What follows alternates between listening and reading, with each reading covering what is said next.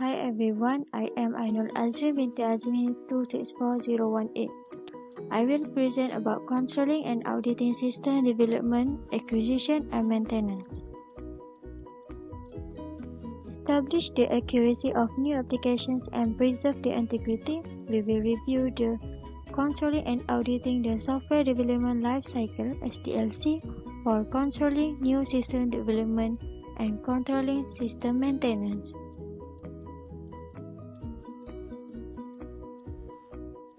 In controlling new system development, there are 5 controllable activities. First, system authorization activity, which requires each new system request be submitted in writing by users.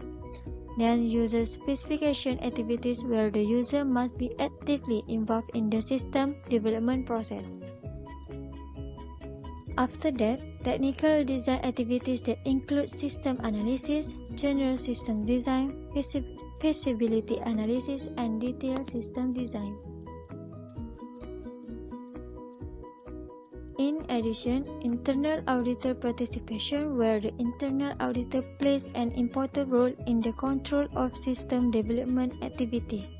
Last but not least, user test and acceptance activities is when the user can determine that the system adequately meets his or her needs.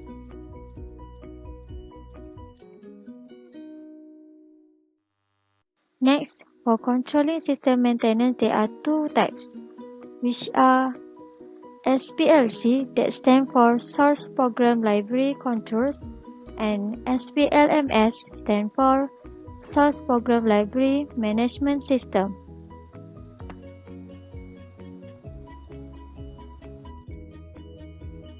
SPLC deals with control techniques and procedures for preventing and detecting unauthorized access to applications programs.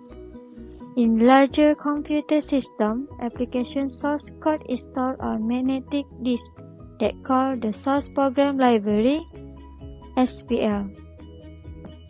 That's why the SPL is a sensitive area that should properly control to preserve application integrity.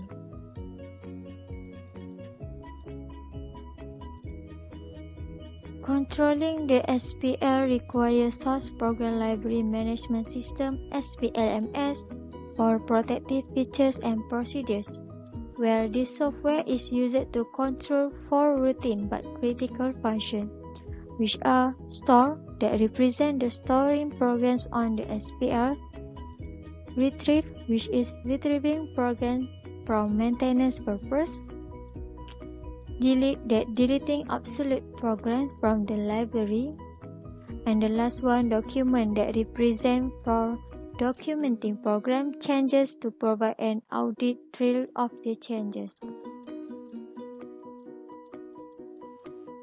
The mere presence of the SPLMS does not guarantee program integrity.